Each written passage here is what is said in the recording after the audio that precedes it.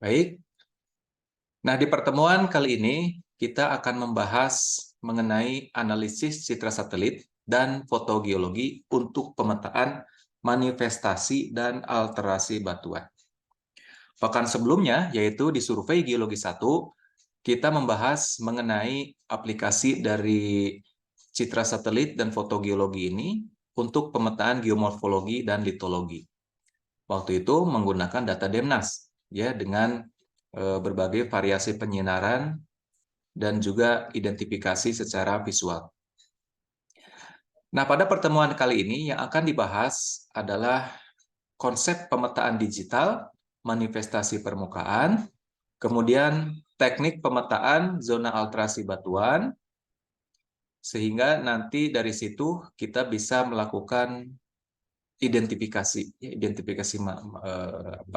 identifikasi dari manifestasi terutama. Ini contohnya, ini adalah contoh peta geomorfologi. Ya, misalnya pertemuan lalu seharusnya sudah dapat nih peserta dapat peta geomorfologi untuk studi areanya masing-masing.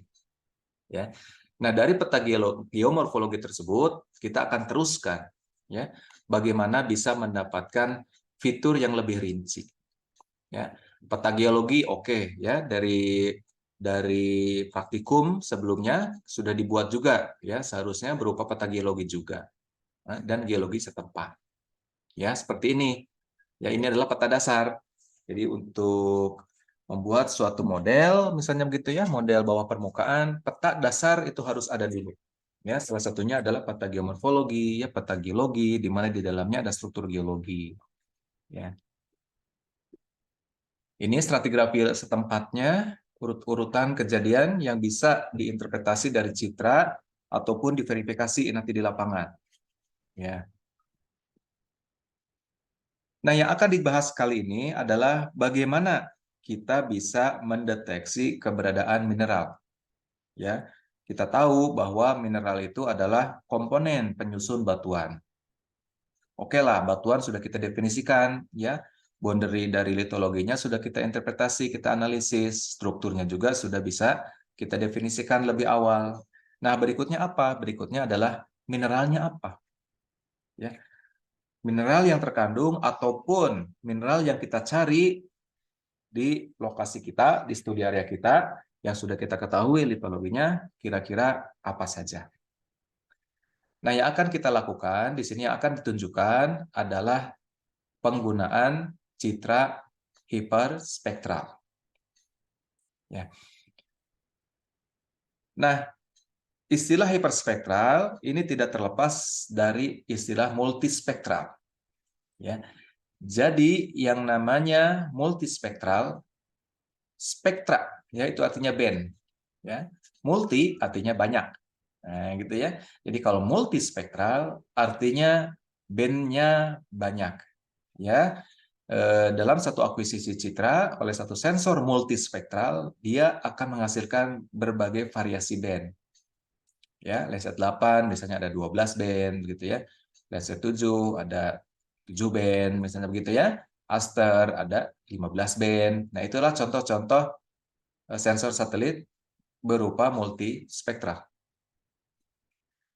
Nah, bagaimana kalau bandnya itu banyak lagi? Ya, lebih banyak dari itu. Misalnya, gitu ya. Misalnya, oke lah, 100 band, misalnya begitu ya.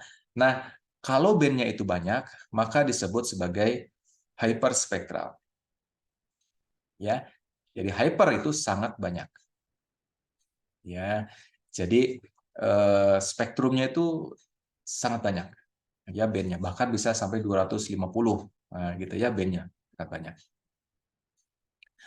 Nah, penginderaan jauh hiperspektral ini akan memberikan data respons spektral material yang menerus dan berkesinambungan pada panjang gelombang yang digunakan. Gitu ya. Ini contohnya, ini contoh instrumen pencitraan hiperspektral. Nah, gitu ya.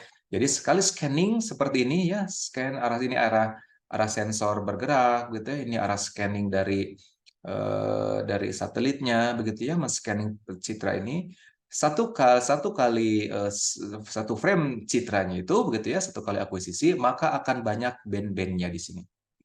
Ya, ini contohnya, ini arah scanningnya begitu ya, ke arah atas, arah sensor bergerak ke kanan, misalnya begitu ya. Nah, di situ akan ada variasi band yang sangat banyak.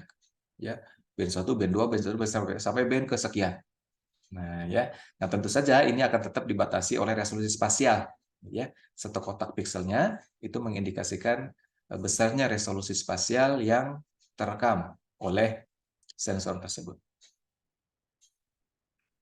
Nah, sehingga karena bandnya itu sangat banyak dengan variasi panjang gelombang yang berbeda setiap bandnya, maka kita bisa memiliki kemungkinan variasi citra yang sangat banyak untuk objek yang sama. Misalnya ini adalah contoh di Gunung Krakatau, ya. Ini ada band 20, ya, band 20 itu band biru untuk Hyperion, ya. Ini Hyperion, contoh citra Hyperion dari hyperspektral juga. Band 28 hijau, band 39 merah, ya. Ada band 55, ya, band 113, 113, ada band 160. Nah, gitu ya. Objeknya sama, tapi visual dari bandnya itu berbeda. Nah, seperti ini ya. Nah, semakin banyak variasi objek ya untuk lokasi yang sama, maka kemungkinan kita bisa mendefinisikan objek atau benda tersebut itu bisa lebih baik lagi. Ini contohnya, ini warna sensor hyperspektral. Ya, ada IS, Apiris, Ahidis, ya, Ion Hyperion. Nah, ini data-data sensor hyperspektral yang ada di beberapa dekade terakhir. Nah, karena data kita itu sangat banyak bandnya, maka kita bisa menunjukkan atau menganalisis yang disebut dengan kubus hyperspektral. Jadi kubus hyperspektral ini adalah serangkaian dari band-band citra yang dianalisis sekaligus. Nah, gitu. Jadi seolah-olah di sini kalau kita lihat surface-nya itu di Gunung Krakatau, misalnya begitu ya. Nah, di setiap piksel yang ada di Gunung Krakatau ini, itu memiliki nilai, nah, gitu ya, di setiap bandnya. Maka kita bisa akan melihat seperti ini. Ini kisaran dari visible ke short infrared, semakin ke kanan ini semakin short infrared. Ya. Nah, saya akan tunjukkan ini hyperspectral remote sensing untuk penentuan titik uap, ya, titik uap dari sistem geothermal. Nah, di sini waktu itu kita coba ya melakukan verifikasi dengan melakukan observasi lapangan, observasi geologi lapangan berupa pengumpulan batuan ya teralterasi gitu ya, identifikasi struktur dan juga pengukuran di lapangan. Pengukuran magnetic susceptibility-nya, pH, ya, moisture, isi, surface roughness, begitu. Ini untuk mengidentifikasi titik uap, ya, titik panas dari sistem geothermal. Ini adalah lokasi sampling batuan, ya, yang batuan-batuan yang ada yang teralterasi, ada yang tidak, begitu ya. Kita collecting dan kita analisis untuk menggunakan citra hyperspektral. Ya. Ini adalah contoh subset di area ini ada area manifestasi ya, kemudian dibuat pengukuran lapangan yang sangat rapat begitu. Nah, kemudian di sini ini adalah sampel-sampel batuan yang diambil dari lapangan. Ya, di paling kiri ini citra Hyperion, yang kanan sampel batuannya yang diuji dengan hyperspektral seperti ini. Ya. Nah, dari situ kemudian dihasilkan kurva absorpsi spektra untuk sampel-sampel yang diambil di lapangan. Nah, di sini bisa terlihat dari variasi sampel yang banyak ini bisa dibuat 3 kelas. Kelas alterasi hidrotermal yang rendah, kelas alterasi hidrotermal yang sedang, dan yang tinggi. Tergantung apa? Tergantung absorpsi yang diperoleh pada kisaran panjang gelombang tertentu. Nah, dari sinilah begitu analisis hyperspektral itu bisa digunakan. Ya, misalnya menggunakan metode spektra angle mapper ini untuk memetakan kesamaan spektra target terhadap spektra referensi. Misalnya, saya memiliki sampel batuan yang teralterasi, kemudian diukur spektranya. Nah, berdasarkan spektra itu, kira-kira di lokasi mana lagi yang memiliki keserupaan dengan spektra target tersebut. Ya. Nah, dengan hyperspektral seperti ini, maka kita bisa memungkinkan memetakan zona-zona yang teralterasi, misalnya begitu. Ini contohnya, ya, ada 3 zona di sini, ada hijau, merah, kuning. Ini mengindikasikan kekuatan alterasi, gitu ya. Yang merah strong, gitu ya. Yang hijau itu medium, yang yellow itu maaf, hijau itu rendah ya, yang yellow itu yang strong ya, yang kuat. Nah, sehingga di situ bisa dipetakan ya. Zona alterasinya bisa dipetakan. Di sini ditunjukkan target itu ada nilai SAM rendah, warna violet biru tua. Jadi yang biru-biru tua, yang violet gitu ya, itu adalah target dari keberadaan manifestasi. Kemudian sensor lainnya yang biasa kita gunakan selain hyperspektral untuk identifikasi fitur geotermal juga sensor termal. Nah, sensor termal ini memiliki keunikan sendiri. Dia tidak merekam refleksi, tapi dia merekam radiasi. Radiasi apa? Radiasi panas. Dan kelebihan radiasi panas itu bahwa si radiasinya itu bisa sampai ke luar angkasa, terdeteksi oleh sensor. Gitu ya, itu radiasi panasnya. Bukan panasnya tidak sampai ke luar angkasa ya kalau panas, tapi radiasinya masih terdeteksi oleh sensor. Sehingga di situ bisa kita perkirakan mana yang berasal geotermal, titik api, ya, urban area, dan kepundan, gitu ya. Ini contohnya, ini sensor termal, ya, menggunakan kamera termal, FLIR, begitu. Ini contoh sederhana saja. Kita lakukan identifikasi, analisis bagaimana performa dari kamera hiperspektral tersebut, ya. Kemudian ada eksperimen lapangannya juga. Kita ingin melihat waktu itu fitur termal yang terekam oleh sensor itu seperti apa. Nah, ya, sehingga di situ bisa diterapkan untuk analisis citra. Nah, di sini bisa terlihat ini contohnya. Ini adalah thermal fitur yang terdeteksi oleh sensor setelah dilakukan berbagai koreksi. Ya, ini contoh hasilnya. Ini adalah beberapa fitur geotermal ya, misalnya di kawah burung. Burung itu kawah, ya, nama kawah di sini. Di mana di titiknya ini titik kawahnya. Ya, kita bisa melihat di wayang misalnya gitu ya, itu sudah ada kesesuaian dengan termal di situ. Ini yang tinggi itu yang merah ya, termalnya tinggi. Kata mana juga demikian, ya. Terang, semakin terang itu termalnya semakin tinggi. Ya. Di target zone kita bisa mendefinisikan di tempat lain yang memiliki karakter termal yang tinggi radiasinya, maka kemungkinan itu ada target. Nah, gitu ya. Hal lainnya kita juga pernah menguji coba bagaimana titik panas ini dari data termal dan juga dari data SAR. Ya, eksperimen sudah kita lakukan. Ternyata bahwa batuan yang pernah mengalami interaksi dengan fluida hidrotermal, dia mengalami demagnetisasi. Jadi kemagnetannya tidak akan turun. Gitu ya. Nah, sehingga di situ kalau kita bisa mendeteksi atau menurunkan parameter kemagnetan dari data remote sensing, maka kita bisa memperkirakan kira-kira di mana adanya manifestasi tersebut. Ini contoh-contoh pengukuran lapangannya, begitu ya, bagaimana performa dari hubungan antara temperatur dengan magnetik. Ya, semakin kecil, semakin tinggi temperaturnya, magnetnya semakin rendah juga. Nah, gitu ya. Jadi itu ada satu indikator. Nah, sehingga kita petakan ya dari citranya itu kira-kira yang memiliki nilai kemagnetan rendah di mana saja. Nah, ini contohnya, yang kiri ini adalah magnetic permeability ya, yang diturunkan dari data citra radar ya, yang kiri kanan di electric permittivity juga diturunkan dari citra radar. Di sini bisa kita lihat ada zona-zona low magnetic atau demagnetisasi, ada zona-zona yang high magnetisasi di sini. Dan sepertinya structure cukup memegang peranan di dalam keberadaan zona-zona yang demagnetisasi maupun yang magnetisasi. Hal lainnya adalah teknik bagaimana kita mengukur thermal, ya. Kita buat thermal resistivity index, bagaimana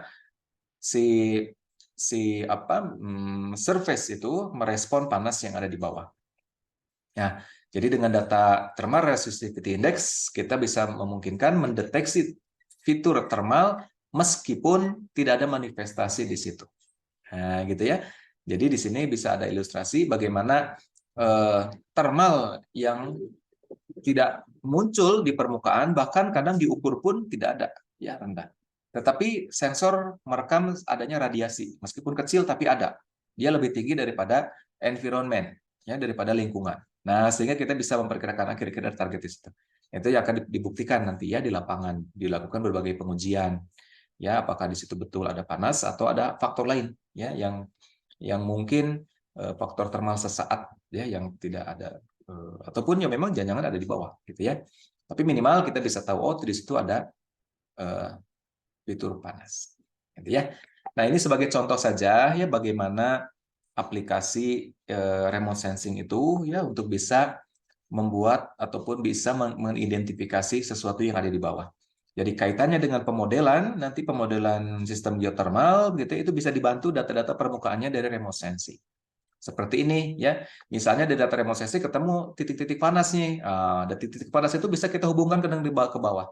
Oh, ternyata di situ kemungkinan adalah upflow misalnya gitu ya. Ada upflow zone atau di situ adalah outflow zone ya atau recharge gitu ya. Kan bisa kelihatan dari data thermalnya tuh.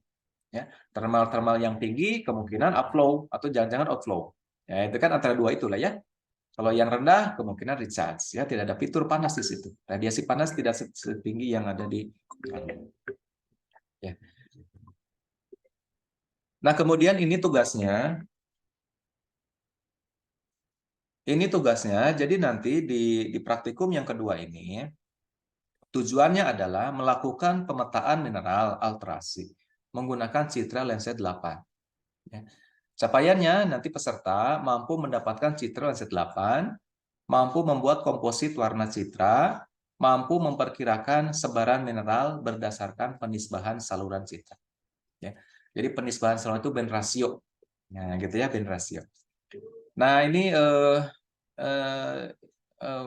Mbak Ratika ada mungkin nanti diskusi dengan Mas itu ya, diskusi saja dengan teman kelasnya bagaimana mengunduh citra ya, citra lensa 8. Jadi cari dulu citra lensa 8. Jadi kalau pertemuan sebelumnya kita menggunakan Demnas, yang sekarang menggunakan citra lensa 8.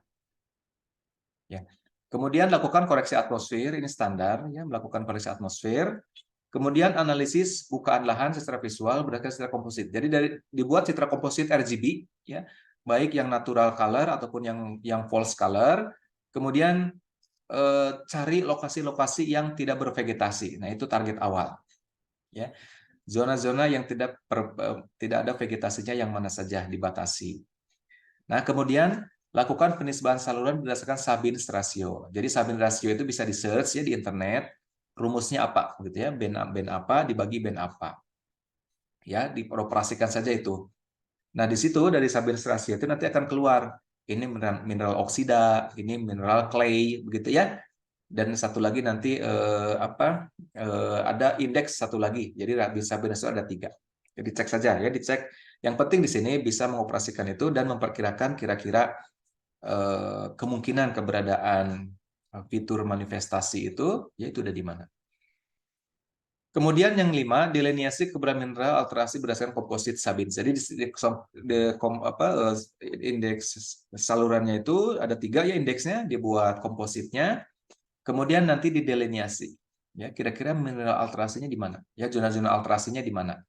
Ya, itu akan muncul ya, ada zona yang ekstrim begitu ya, yang mencolok dan ada di tempat terbuka begitu ya. Nah, itu kemungkinan itu menjadi target untuk didelineasi sebagai keberadaan mineral alterasi.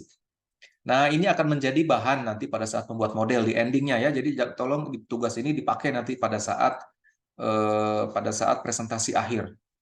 Kadang-kadang saya heran begitu ya, sudah dibuat bagus-bagus di sini, tapi di presentasi akhir tidak digunakan. Ya, harusnya digunakan. Ya, nanti di akhir kan akan harus mendefinisikan ke bawahnya tuh. Nah, ini jadikan evidence bahwa di citra satelit menemukan adanya zona-zona alterasi di sini.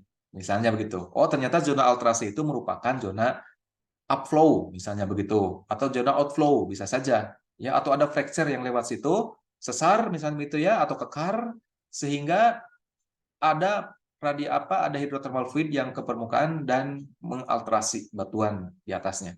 Misalnya begitu. Ya, jadi dibuat petanya, peta perkiraan alterasi, ya, dan setelah buat petanya jangan lupa dibuat laporan, ya, laporan praktik nanti dikirim ke Edunex, ya, 1 pekan, ya. Jadi sampai hari ini ada 2 tugas, ya. Tugas pertama itu menggunakan Demnas untuk identifikasi geomorfologi dan litologi, dan sekarang menggunakan data Landsat 8 untuk mendefinisikan keberadaan manifestasi permukaan ya berupa alterasi ya. Baik, itu saja ya yang bisa disampaikan untuk materi hari ini. Setelah ini silakan kalau ada yang perlu ditanyakan atau didiskusikan.